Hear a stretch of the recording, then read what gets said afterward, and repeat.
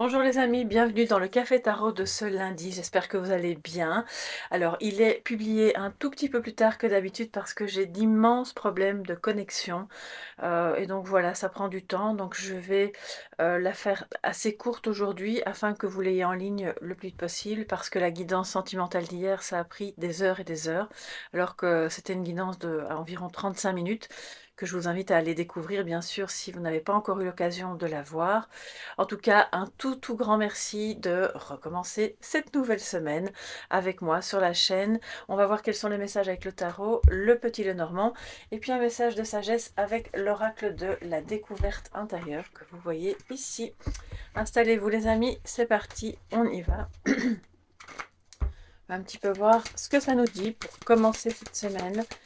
Donc, nous sommes le 6 novembre, lundi 6. Pour toutes les personnes qui arrivent, eh bien soyez les bienvenus. N'hésitez pas à vous joindre à nous en vous abonnant, en likant ou en commentant. Vraiment, ça fait toujours plaisir. Ça me permet de mieux vous connaître aussi. J'adore vous lire. Alors, quels sont les messages pour ce lundi 6? Le jeu est euh, très grand pour mes petites mains. C'est pour ça que je vais un peu plus lentement. Positif. Oh là là, positif. Alors, on a le 10 d'épée en positif. En négatif, nous avons le jugement qui est inversé. Donc, on a une énergie ici un peu compliquée par rapport à une renaissance, par rapport à une vocation. On va d'abord commencer par le positif. Alors, c'est assez étonnant parce que, regardez, vous avez une fin de cycle un peu douloureuse qui, au contraire, en positif, est occupée à se résoudre. Vous êtes occupé à vous relever, vous êtes beaucoup moins fatigué par rapport à la problématique qui vous occupait. Alors, quand je parle de fatigue, c'est bien entendu tout d'abord une fatigue morale, mais ça peut être accompagné, si ça dure depuis un certain temps, par une fatigue physique. On a ici quelque chose qui se résout. On se relève, on passe au cycle suivant, d'accord. Le sentiment d'abattement qui pouvait être le vôtre dans une certaine situation va être occupé un petit peu à se résorber, soit parce que vous avez trouvé des solutions, soit parce que vous avez lâché prise. Et ça, c'est super positif. Mais on a le jugement à l'envers, donc ça veut dire que vous êtes un petit peu dans ce sas entre deux, où on n'a pas encore tout à fait commencé la renaissance. On sait qu'elle est là, on sait qu'on en a besoin.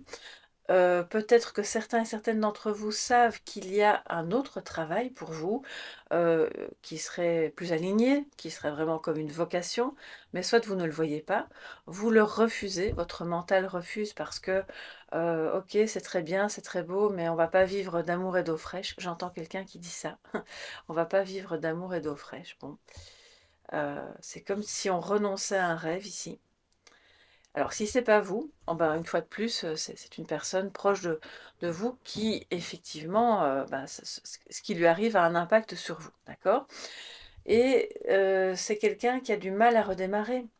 Alors avec le jugement à l'envers, c'est aussi le refus d'entrer dans une relation d'âme, ou la difficulté, parce que voilà, on sort à peine de quelque chose de compliqué ou de quelque chose qui est en train de se terminer et on sait que ça va aller, mais bon, c'est pas encore tout à fait réglé, donc on laisse tout le reste de côté.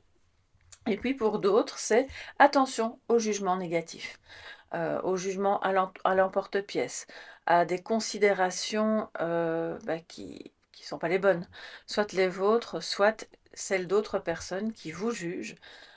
Et ça pourrait être le cas au travail, en famille.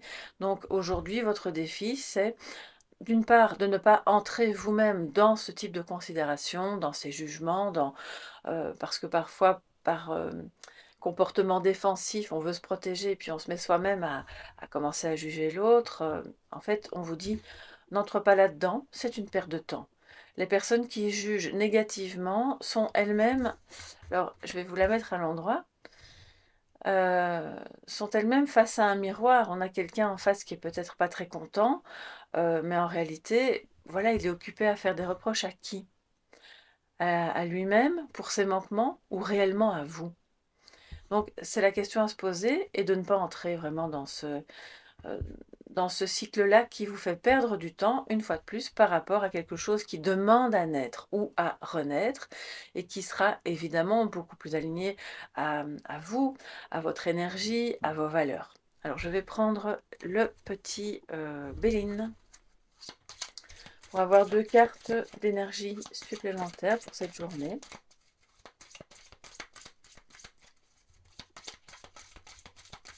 Journée du 6 novembre.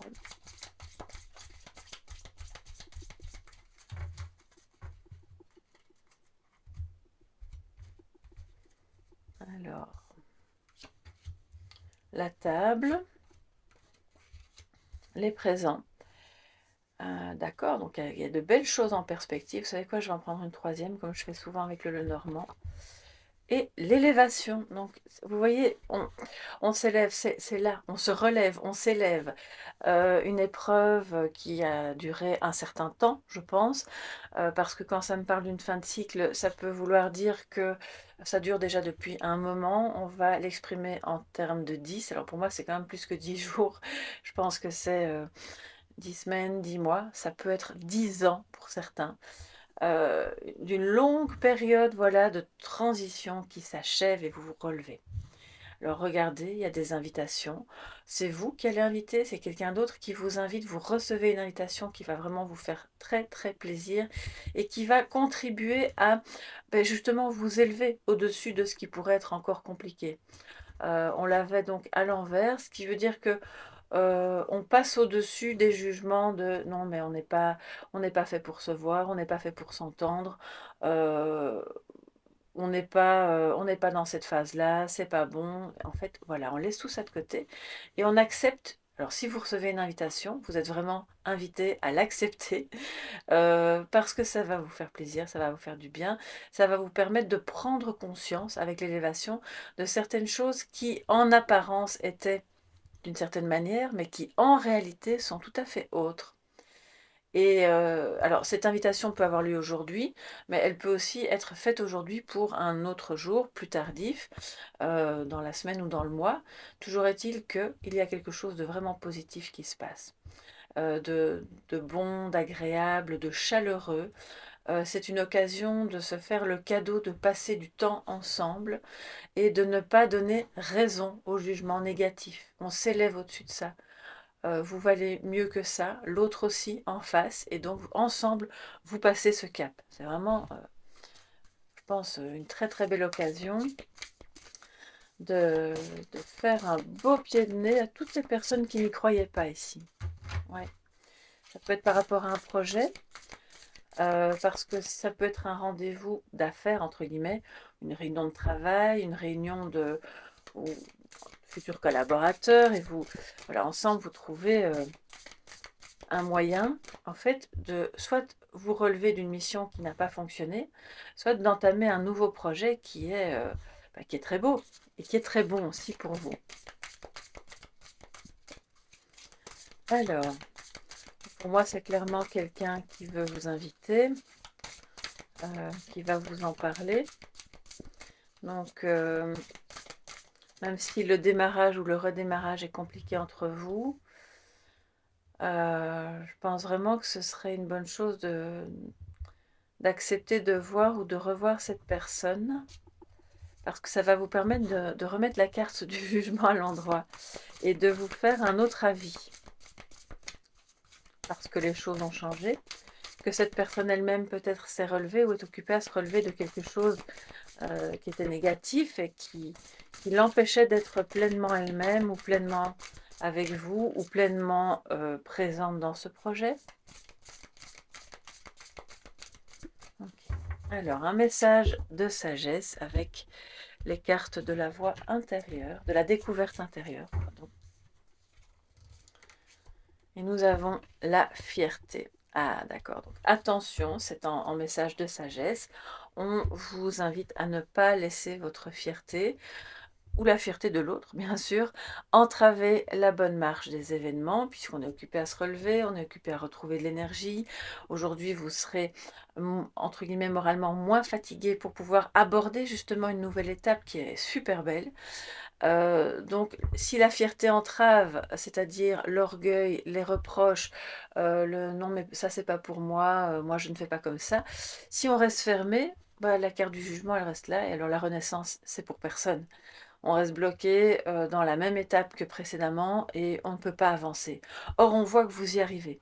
Vous allez vous élever, vous allez vous allez avancer sur un projet, dans une relation, en vous-même aussi, c'est une élévation intérieure et donc vous voyez ce coq-là, il est très fier effectivement et donc c'est d'être vigilant aujourd'hui à ne laisser ni votre propre fierté, ni celle des autres entraver le déroulement de cette renaissance.